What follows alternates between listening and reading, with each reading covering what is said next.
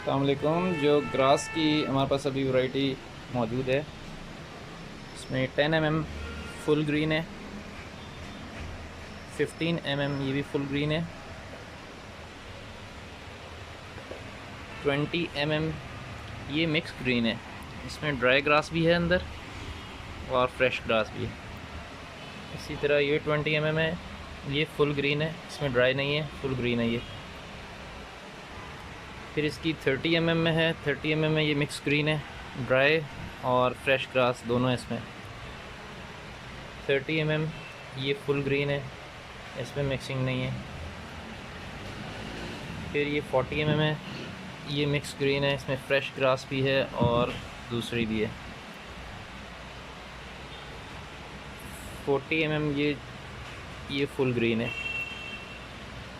اس کے بعد پھر یہ 50 mm ہے، یہ مکس گرین ہے، اس میں ڈرائی گراس بھی ہے اور فریش بھی ہے.